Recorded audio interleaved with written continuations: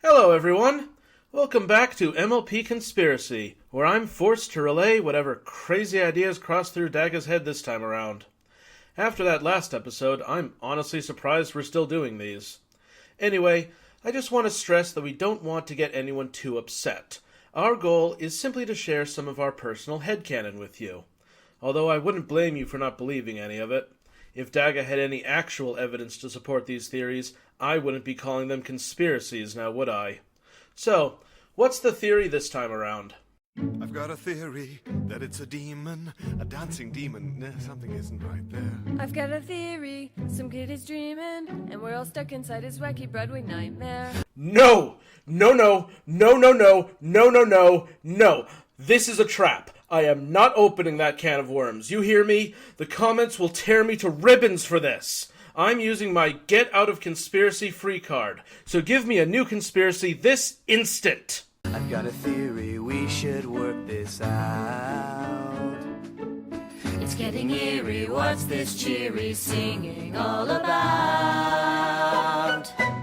Alright, that's not a bad one. Sure, let's give this a shot. Now, I'm sure everyone has noticed this by now, but not every member of the main six is gainfully employed. Just for comparison, let's quickly review how they each make their money. Rarity obviously has her own business, Carousel Boutique, which now has multiple locations. Pinkie Pie works for the cakes at Sugar Cube Corner, which offers her room and board, in addition to presumably a paycheck. Applejack has her family's farm, and clearly shares a portion of the profits along with the rest of her family. Rainbow Dash starts the series as the head of Ponyville's Weather Patrol, and we can assume that it isn't a volunteer position since we never see her working anywhere else. It's more than reasonable to assume the Wonderbolts are a paid gig as well. Twilight Sparkle, now, is a bit of a tougher nut to crack. At first blush, Twilight is Ponyville's librarian, and therefore probably gets paid by the town. But here's the thing, have we ever actually seen her be a librarian? At no point in the series does any pony go to the library looking for a book. Well, save for once. If you guys don't mind? Oh, of course. I just came by to see if you had any books on historical fashion. Did you say delicious? But considering this never happens again, it's just as likely that Rarity was borrowing a book as a friend and not as a patron. It's strange that we've never been told who used to live and work in the library before Twilight moved in. And it is a little odd that the town didn't do anything to replace Golden Oaks after it was destroyed. The library in Twilight's castle is more of a private library than a public one. It's almost as if Ponyville doesn't need a library, right? Perhaps so few ponies went to the library that it was abandoned long before Twilight showed up, meaning she probably doesn't get paid to keep it open. So if not as a librarian, where does her money come from? Well, here's our thoughts. Remember where she lived right before moving to Ponyville? I know I've heard of the Elements of Harmony.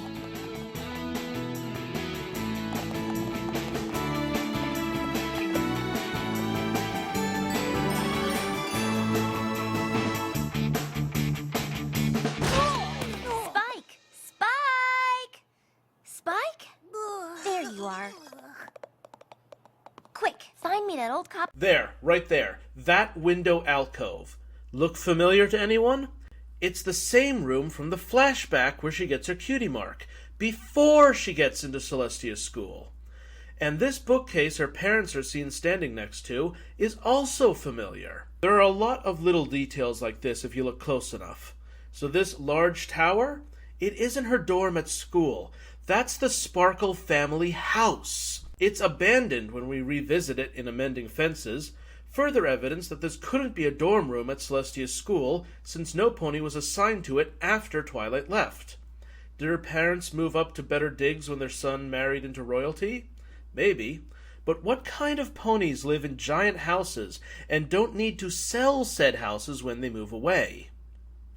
Twilight comes from money. I'd bet from piles of it. Anyway, went off on a bit of a tangent there. What does all this have to do with Fluttershy? Remember this, we'll be back to it in a few minutes. Fluttershy spends all day, every day, in her cottage on the outskirts of town. At the start of the series, she's a classic shut-in, literally afraid of her own shadow. It's pretty obvious she doesn't work at a store or anything, even if she did have the courage to manage it. So if not in retail, maybe she gets her money by providing a service? It's natural to think it has something to do with all of her animal friends, but let's stop for a minute and actually think about what that could be. It's tempting to say she's the town's vet, except we've met the town's vet. Dr. Fauna was introduced way back in Season 2, and she doesn't just take care of pets. In Season 7, we learn she helps any animal brought to her, and homeless ones are just hanging around her office. Every day there's more and more animals on my doorstep. Most of them just have minor ailments, hurt wings, stuffy noses, and such. But the trouble is, even after they're all healed up, I can't seem to get these comfy critters to leave. Speaking of, Fluttershy leans in, we know Flutters isn't being paid to make a home for wild animals, because she very specifically says in this episode that it's something she's always wanted to do, which means she was only doing it unofficially before this episode. You know, if Fluttershy leans in had delivered on its promise of Fluttershy starting her dream job instead of just her dream, this video would have been a lot easier to make. Anyway, another possibility is she runs an adoption center. We've seen her display plenty of interest in gifting one of her animals to Rainbow Dash, and she even hosted a whole event to find more homes later. The only real hole in this theory is that at no point do we ever see any money during these events. Furthermore, there's a distinct lack of any other pets in the rest of Ponyville, outside of our main cast. If Fluttershy is making a business of finding homes for pets, she really isn't doing a good job of it as far as we can tell. Certainly not enough to cover the upkeep for all the animals we see her taking care of every day. At the end of the day, we have to take the evidence of what we are shown. When Fluttershy is not out on an adventure with her friends, she spends all day quietly taking care of her animals. She doesn't appear to have any interaction with any pony else. So where does her money come from? For the longest time, Daga's working theory was that she was rich. And I mean stupid rich, far more wealthy than even Twilight's family. And to explain why, we need to talk about bits. We've never really gotten a clear grasp on how much the equestrian bit is worth. It seems to just be tossed around randomly, when ponies aren't just paying with gemstones instead. I'm looking at you, Rarity, making my job so much harder. However, we do get enough of a hint in Season 6. 28 pranks later reveals that 1 bit will buy you 1 box of Philly Scout cookies.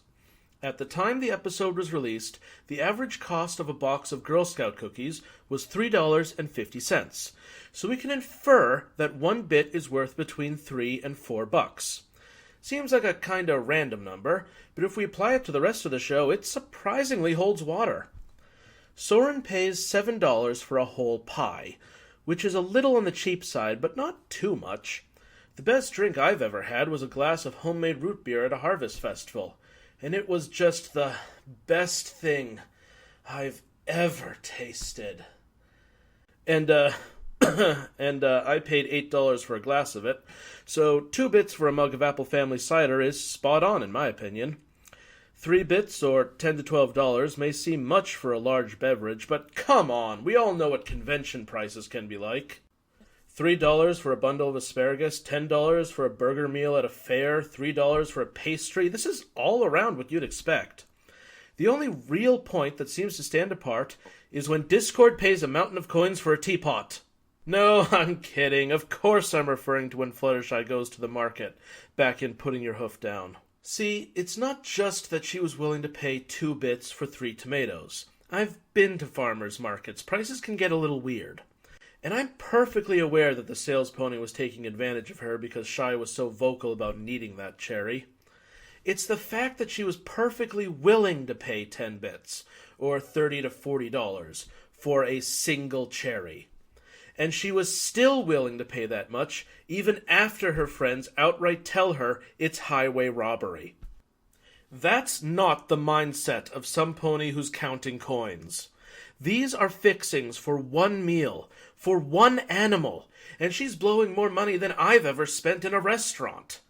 She acts not like a pony who earns money, but like a pony who receives money, a very important distinction. Couple that with how she spends all day at her home, and can you really blame us for assuming she's fabulously wealthy and living the retired life? In fact, we went into this script planning to reveal how rich Fluttershy is. But at the last second, Daga had a startling revelation. Remember Flutterbrudder? Right at the beginning, Fluttershy's father says something pretty revealing. That's exactly what I intend to do now that I've retired. In fact, I converted the back house to showcase my cloud collection. Her dad has only just retired, and judging by his cloud collection, it's reasonable to assume he used to work for the Cloud Factory. Dad's been collecting his favorite bits of cloud from the factory since before you were born. The very best from every production run since my first day on the job. Suddenly, the theory that Fluttershy comes from wealth is looking a little shaky. Indeed, very little about this evidence suggests that her parents are anything more than moderately well-to-do. The size of their house, their homely decorations, their whole modest lifestyle in general, none of it implies millionaire status. And I know not every pony goes mad with money when they have it, but that's why I wanted you to remember Twilight. Compare this with Twilight's family, who lives in giant towers and goes on vacations all the time. Oh, gee, I am really looking forward to a relaxing vacation. Watch out. She won't admit it, but when your mother says relaxing vacation, she means doing something crazy. Last time she ended up bungee jumping over Luna Bay. What was that, hon? Everything we know about Twilight's parents implies that they've got money to burn, whereas very little suggests the Shy household has the same. So if not from inheritance, perhaps Fluttershy won a fortune from the equestrian lottery. Unfortunately, Flutterbrudder shoots down that one as well, because it introduced us to her lackadaisical brother. Do you really think that if Fluttershy had any kind of wealth, Zephyr Breeze would be crashing on any pony else's couch? He would have spent every day trying to take advantage of her hospitality, asking for handouts and the like. Similarly, if Fluttershy had won 1,000,000 bits, does she strike you as a pony who wouldn't share that money with her hardworking parents? If Fluttershy has the amount of money she seems to have, her family clearly doesn't know she has it, which eliminates the option of something public like a lottery. So where does this leave us? Fluttershy has enough money that she can take care of a vast amount of animals and doesn't have to care about the cost of it. She doesn't appear to hold down a regular job, and she couldn't have gotten the money from her family or from a contest. The only option left, outside of anything illegal, is that she receives a salary for doing nothing but sit in her cottage. Now, who would pay a pony just to sit at home all day? And why? Based on absolutely no evidence at all, Daga offers this. My name isn't Bonbon. It's Special Agent Sweetie Drops. I work for a super secret anti-monster agency in Canterlot. Or at least I did until the bugbear went missing from Tartarus a few years back. Now, before you laugh this idea away, let's think about it. Not every member of a secret government organization is going to be a spy. There are analysts, researchers, accountants, and in this case, spotters. Bonbon describes her organization as monster hunters, and the Everfree Forest contains more monsters than we've seen in the rest of Equestria combined. Her agency needs some way to know when these monsters get loose, and for that, they'd need some pony to physically watch the forest. And Fluttershy, despite being a scaredy cat, has built her house right next to the scariest forest in the entire world. A forward scout would need to know whether an animal is dangerous or not before calling in the secret agents to round it up, and Fluttershy's special talent just happens to be getting along well with animals. Naturally, any super dangerous beast would threaten the scout first, so scouts would likely be paid a lot of extra money for constantly living in harm's way. This hazard pay would explain why Fluttershy seems to have a lot more money than she realistically should. If the agency is as tight a secret as Bonbon claims, then Fluttershy wouldn't be able to tell any pony where her money comes from, neatly explaining why her family doesn't know anything about it. Even setting aside the silly notion of the secret agent monster hunters, it isn't unreasonable that Celestia has stationed ponies around the Everfree as an early warning system in case something dangerous does wander outside.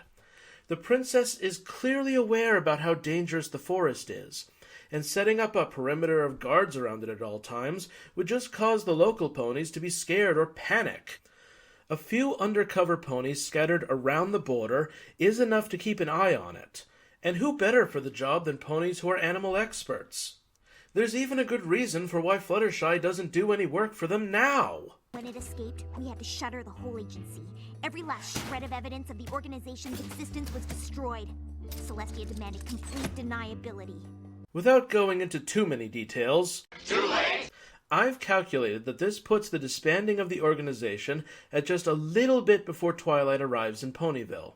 If Fluttershy makes as much danger pay as I suspect she does, there's a good chance she's got enough saved money to be coasting on her savings alone, which is why she's never needed to find new work after the agency was disbanded.